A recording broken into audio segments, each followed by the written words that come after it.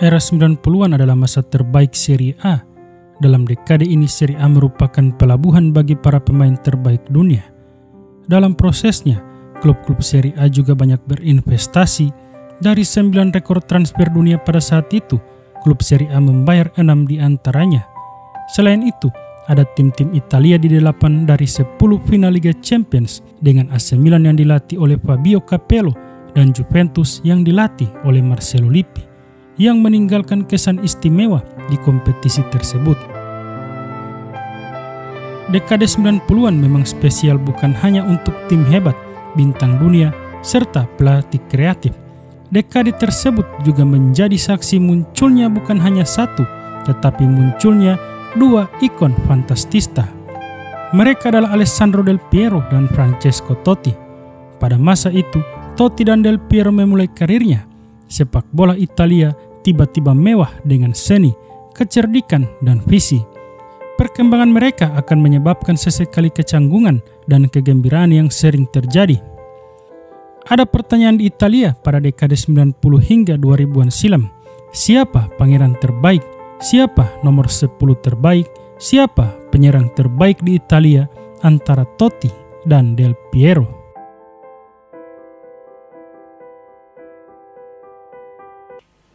Alessa, come andare al corso?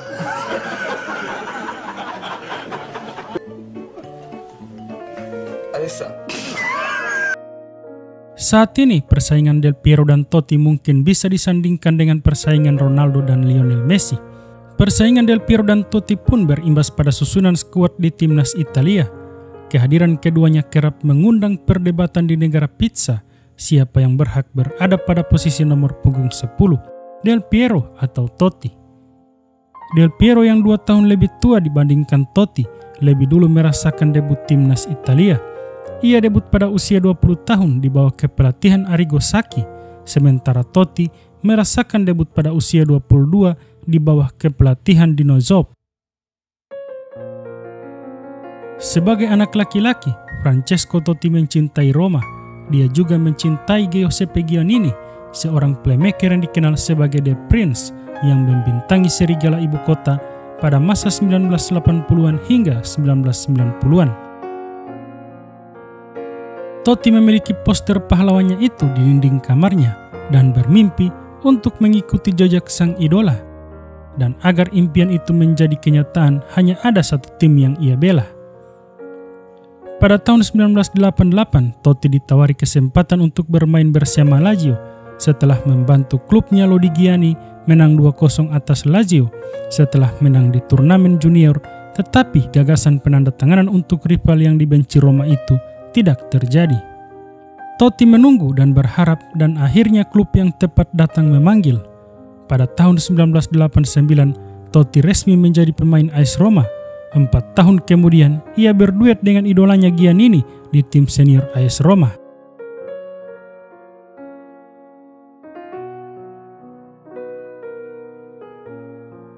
Pada 28 Maret 1993, pelatih AS Roma saat itu, Vujadin Boškov, menunjuk pemain di bangku cadangan pada saat timnya menang 2-0 atas Brescia.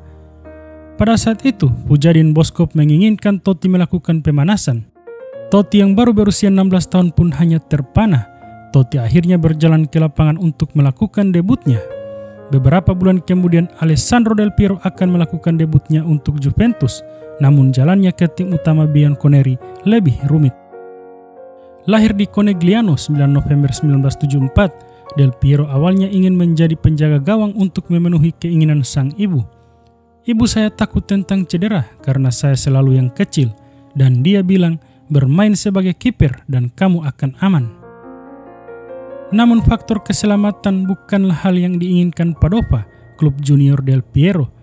Padova lebih tertarik membawa Del Piero yang saat itu berusia 13 tahun ke akademi mereka untuk mengembangkan kualitas yang dimilikinya di luar sebagai penjaga gawang.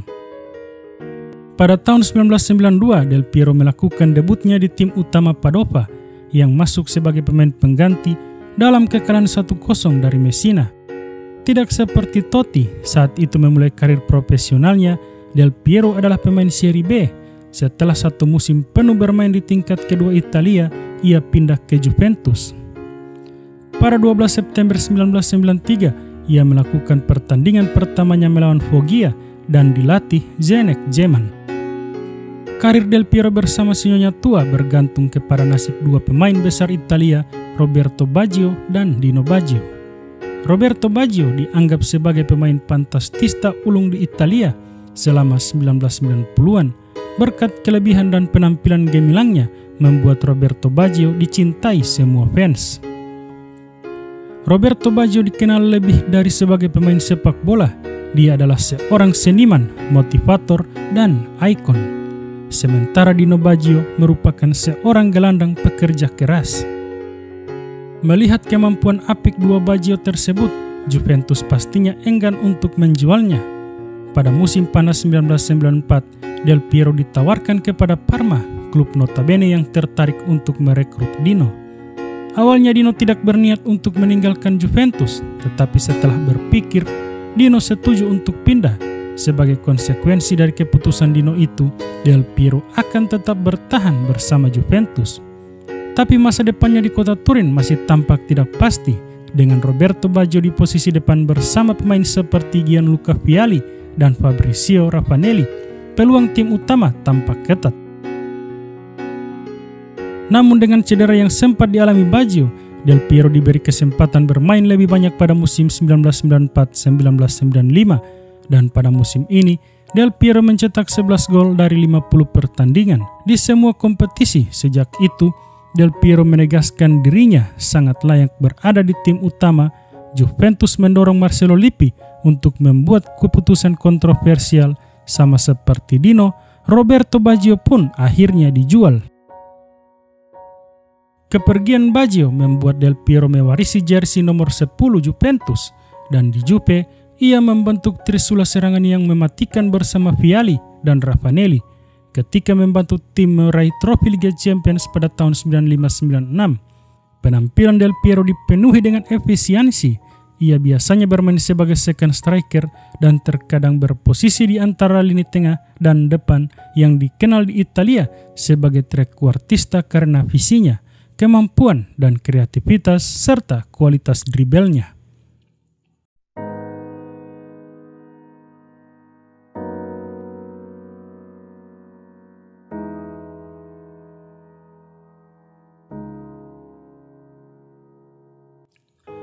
Membandingkan keagresifan Del Piero sedikit berbeda dengan keanggunan Totti yang minim. Bintang Juventus telah memilih jalur karir yang masuk akal karena tidak hanya satu klub yang dibela. Sementara karir Totti sedikit berbeda. Totti telah menyerahkan hidupnya pada AS Roma sejak usia dini dan cintanya yang sederhana terhadap sepak bola terbukti dengan sikapnya yang lebih santai. Di dalam dan di luar lapangan, permainan Del Piero adalah salah satu dari pemikirannya, tetapi Totti selalu bermain dengan hati. Totti mulai membuat gebrakan dengan AS Roma ketika di bawah asuhan Zeman, seorang pelatih yang menerapkan taktiknya dengan mencetak gol dengan cara yang mungkin paling indah. Efisiensi tidak terlalu diinginkan Zeman.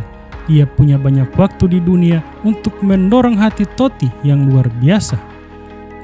Dengan seorang pelatih yang mengerti gayanya, Totti mulai berkembang, menggantikan Giannini dengan menggunakan nomor punggung 10.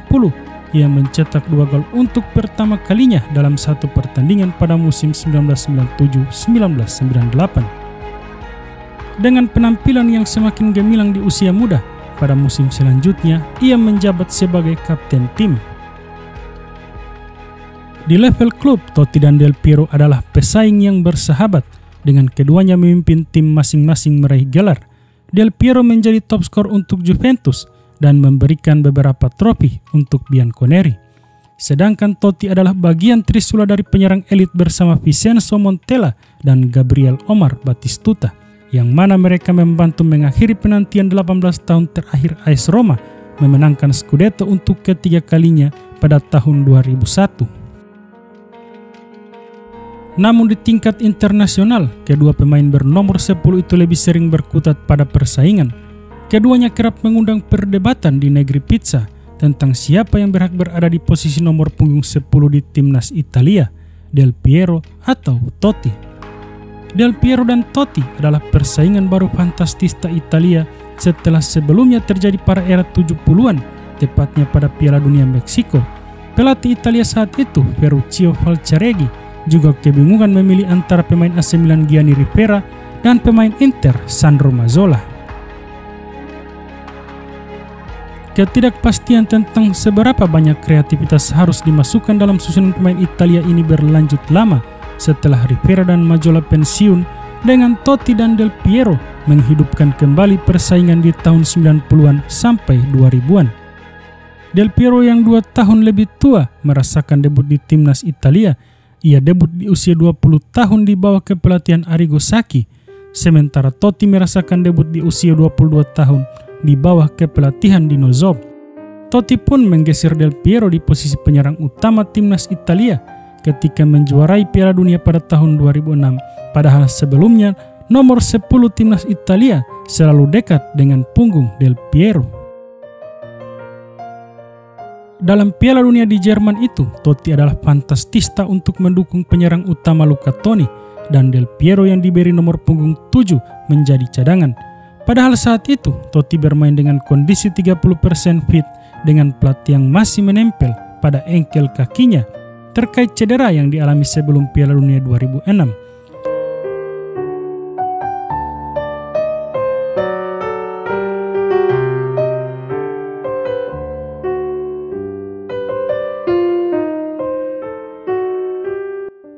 Pada akhirnya Totti dan Del Piero adalah pemain yang berbeda.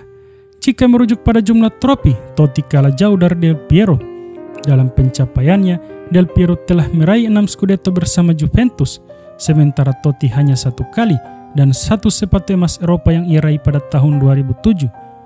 Begitupun dalam total trofi yang pernah diraih, Totti hanya trofi domestik Scudetto, Coppa Italia, dan Supercoppa Italia. Sementara Del Piero meraih total 16 trofi termasuk 1 di antaranya Liga Champions. Namun juru taktik legendaris Italia Fabio Capello pernah menyatakan 1 Scudetto di Roma sama artinya dengan 10 Scudetto di Turin. Keduanya sama-sama memiliki kualitas di atas rata-rata, gelandang pencetak gol, skill yang mumpuni, serta kreativitas yang tinggi. Mengenai siapa yang lebih hebat, tentu semua mempunyai penilaian masing-masing. Siapa yang lebih baik? Pertanyaan sulit karena keduanya tak dapat dipisahkan dari warisan mereka. Totti dan Del Piero bukan hanya pemain, melainkan representasi dari budaya sepak bola Italia. Totti mengukir sejarah dengan Roma, sedangkan Del Piero membawa kesuksesan bagi Juventus. Satu tidak bisa dianggap lebih baik daripada yang lain, karena kehadiran keduanya memberikan nilai tambah bagi sepak bola Italia.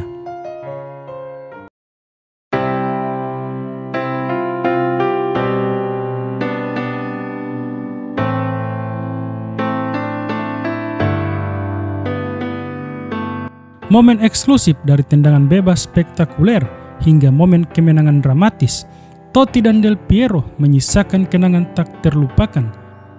Persaingan mereka bukan sekedar soal statistik, tetapi juga momen yang mengilhami jutaan penggemar dan menciptakan warisan abadi. Totti dan Del Piero, dua legenda tanpa celah, meskipun argumen tentang siapa yang lebih baik selalu menjadi pembahasan hangat, tak dapat dipungkiri bahwa keduanya adalah penyelamatan terbesar bagi timnya. Dalam keraguan ini, kita memaknai bahwa Italia memiliki keberuntungan luar biasa, memiliki 2 pahlawan sekaligus. Mereka bukan sekedar pemain, tetapi simbol kebesaran dan keindahan sepak bola Italia.